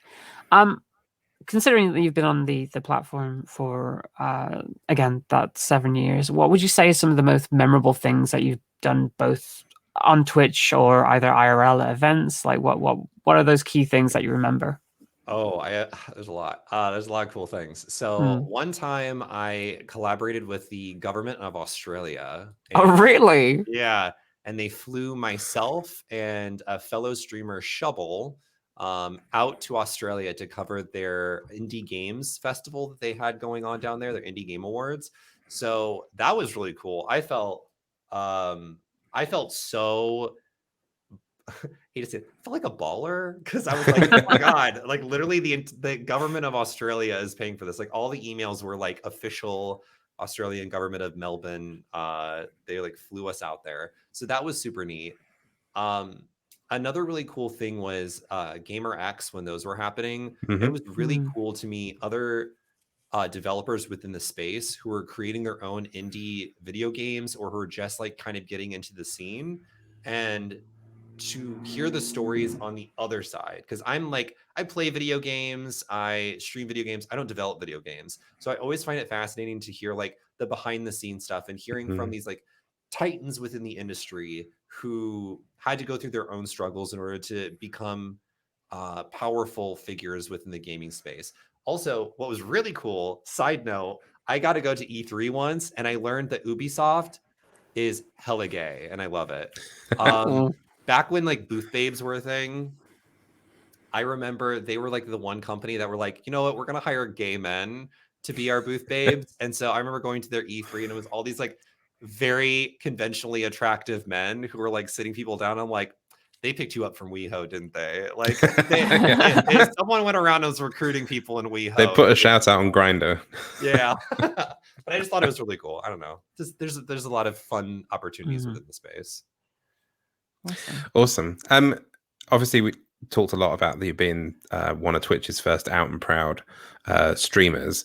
How does it feel for you now? And we sort of did touch on this a little bit when we talked about the tags, but how does it feel now working to bring through the next generation almost of queer streamers? I'm not calling you old at this point, but relatively Twitch wise, relatively speaking. I am loving it. Again, like I think it's really cool to see. Here, let me get let me say my point better. It's really cool to see. Back in the day, a lot of people's identity was their content. You kind of put on this mask of being like the gay person or the X person that created content, and now we're seeing people whose identity is enriching their content. It is not the content at large. It is the aspect that kind of shapes their stories that they create on their streams, which I love. Like I can go right now and go to like the trans tag or the gay tag or the black tag and see 50 different streamers with 50 different types of content that they're producing. And every single streamer is going to be completely different from one another. And that's what I love to see. We're seeing so many success stories now on Twitch and within like the entertainment industry of people who are feeling more comfortable coming out, comfortable being who they are, being more comfortable and like vocally supportive of causes. Because I remember that was like a death sentence back in the day to like be vocally advocate for anything, because if you did that, A, the algorithm didn't like you, or B, streamers just stopped going to your streams because gaming culture was like, why you got to make it so political, bro? Like, you know, stuff like that. So it's fun to see the culture change and to see these success stories. And I don't want to take any credit for that. Absolutely not. I didn't do anything. All I did was I got hired at Twitch and I can advocate for stuff internally. But it's cool to see people hit that road running and just succeed. It's lovely to see like people actually working internally at Twitch who want those same things, who want progress and change and to make things better for everybody. But switching the focus back again to yourself though.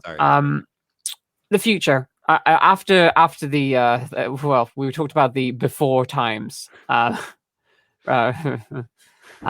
the after times, once everything is over, once the pandemic is kind of like blown over eventually, is there any future plans that you have either on or off stream, like events that you'd like to go back to? Or or things that specifically you have planned but are like putting aside for a little bit? Yeah, I've been kind of getting into podcasts a little bit. It's just been kind of fun to do as like a fun side gig. So like my friend Beth and I've been a long time fan of the show Lost, and she's a big time fan of the show The Nanny. And so we're like, let's just do a podcast where we review Lost and The Nanny, like just because we can. And so that's an amazing combination. Yeah. So she's watching a show that she's never seen before that I'm a huge fan of, and I'm watching a show that she's a huge fan of that I've never seen. And so I'm watching The Nanny for the first time. She's watching Lost for the first time, and we can like just shoot the shit and have fun. But outside of like podcasting, it's I guess my plan is, and this is where I'm like content's evolving. My plans for my future are less so focused on the content I'm producing and more so like big life changes. So like my 5-year plan is like, maybe I would love to like move to Ireland with my husband because that's where he's originally from, and we can like settle down and get a house. If I do produce content, I want it to be something that's like authentic and silly and stupid, and less so to like look on the viewership side and like strive for some sort of viewership number. I just want to do it just because I felt like it was a good idea in my head, and it probably will flop externally, but I had fun producing it, you know? So I think it's just like one-off ideas that I'll have at night, and I'm like, let's just do this. Oh yeah, that's wonderful. Go ahead. Yes, I was about to say, that sounds really good. I think it's really important that people do take that advice on board. Like, do stuff for you. Do not do stuff for your numbers. Occasionally, obviously, you need to make a living if you are a full-time streamer. But yeah, I think it's really important to kind of balance off that. You still have to do stuff that makes you happy. There's one thing that doesn't get talked about a lot is that like people don't really, you have to kind of like take that time to focus on yourself as well and get your life in order, because it has a direct effect on the content that you're able to create. If your life isn't going well, or if you're being unkind to yourself outside of the content you create, it will be reflected in what you do, and it will restrict you from being able to do things. So it's definitely worth focusing on that. I think a big another piece of advice to follow up with that, Mia, is I think everyone is scared to take a break from things or to our focus, especially in the streaming space, because we're so live and we're always in the here and now. If you feel like it's not working for you, take 2 months off, take 3 months off. If it may hurt you in the long run, it might hurt you in the short term in terms of like actual viewership. It's going to help you in the long run because you're going to take that time to figure out what's best for you. Because at the end of the day, like, streaming is not the end all be all of your livelihood in your life. This industry is constantly changing and constantly new things are coming out. So always focus on you, because you will always be there. You are the constant within that entire thread. So if you're like Mia said, if you're not right, then the content's not going to be right either. Exactly. Yeah. Exactly. Right. It is now quick fire questions time. It is. Yes. So again, this is literally just like, well, not necessarily first thing that comes to mind, but like just answer quickly. You don't have to like think about it for a long time. It's just whatever comes off the top of your head, you know. But you only get one sentence per question. So unless we like decide to dig into something a little bit more. Yeah. All right. What's been your favorite game this year? I have to think. Mass Effect. Oh, okay. Interesting. What was the most memorable game from your childhood? Shadow of the Colossus. Nice. Who's your favorite video game character? Kratos. What game do you most want a sequel to? Spore. Ooh, who would be your dream? Yeah, who would be your dream stream guest? So if you get anybody alive or dead celebrity or streamer, who would you like on? Freddie Mercury. Ooh. Nice. Yes. What game are you most looking forward to coming out? I don't know. I don't know. Nothing's we'll really circle back on that. Yeah. Nothing's really excited me so far. Okay. If you that's valid. If you're there you go. Oh, okay. What's that, sorry? The second God of War game that's going to be coming out in 2022. Yeah. That actually looks really interesting. If you were marooned on an island, which 3 games would you want to have with you? Any games? No. It's a very technical island. There's Wi-Fi. Okay, good to know. I would probably bring Kingdom Hearts because I love that game. I could constantly replay it. I would bring World of Warcraft and Final Fantasy 14 because I'm an MMORPG kind of guy. Which game has the best soundtrack? Oh, Undertale. That is a fantastic answer. That is a good answer. This is the last question. Now, feel free to take all the time that you need on this because it is where can people find your content and what have you got coming up on the channel? Ooh, okay. You can find me at twitch.tv/8bitDylan. I stream every Monday, Wednesday, and Friday at 8 p.m. CST, with every Friday being a Fright Night Friday because I am a horror fiend. So we're playing different indie horror games, different types of horror content. But you can also find me on my podcast at Hot Mess Moments on Twitter, or just Hot Mess Moments is the name of the podcast, on Apple, Spotify, and on YouTube if you want the video version. I'm also working really hard at Twitch as the community marketing manager. So if you ever want to like shoot the shit and just talk about anything Twitch related or video game related, hit me up on my Twitter at 8bitDylan. And other than that, that's pretty much it. Oh yeah, that's awesome. Yeah, go ahead. Oh, I was just going to say my line. Yeah, say your line. Say the line. Dylan, thank you so much for joining us. It's been genuinely a pleasure. It's been chaotic, and we wouldn't have it any other way. And thank you for being here for DigiPride as well. It does mean a lot to sort of be in for our first DigiPride podcast. I'm so hyped. Like y'all got some fun stuff in store from the inklings that I've seen on Twitter and on the website. I cannot wait. If you head over to, just another quick shout out, if you go over to our DigiPride hub, which is at gamemag.com/DigiPride, we have revealed about 70% of what's coming. August is a bit empty at the moment. There is a very big reason why. I can't say anything about that. You can possibly look at the sponsors that we have and figure out what's missing and what we haven't announced yet and what might line up therefore in August. But that's all I'm saying on that one. But yeah, we have some amazing stuff coming up. As I say, it's going to be a fantastic 3 months. And what a great way to kick it off with your gorgeous self. And of course, Charley. A big thank you to Charley, who was here earlier from Xbox, our presenting partner for DigiPride. Our wonderful, wonderful guests. Now, I do want to say a big thank you to everybody that watched this live, or if you listen to this, thank you so much for joining us on this episode of the Gaming Podcast Live. We will be back in 2 weeks' time with our second DigiPride special with special guest Bitch Pudding. So that should be a lot of fun. And we are joined, we're joined by Bitch Pudding. We're also joined by the wonderful Steph from Sports Interactive, which is a Sega studio. So we're going to have a little chat with her at the top of the show about the work that she does at Sega. Hell yes. And if you want to listen to any of these episodes, the Gaming Podcast Live is also available on all good podcast platforms, wherever good podcasts are sold. You can listen to like the backlog and stuff. And if you happen to be listening to one of those podcasts and want to check out the recordings live, you can head on over to twitch.tv/gaming mag. Sorry.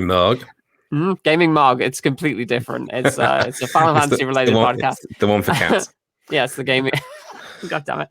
Twitch.tv/gaming mag. That is GAYMINGMAG, and hit the follow button. We would love to have you here. But in the meantime, don't forget to keep reading Gaming Magazine over on the website. So thank you so much, everybody, for being here, and we will see you all soon. Bye for now. Bye.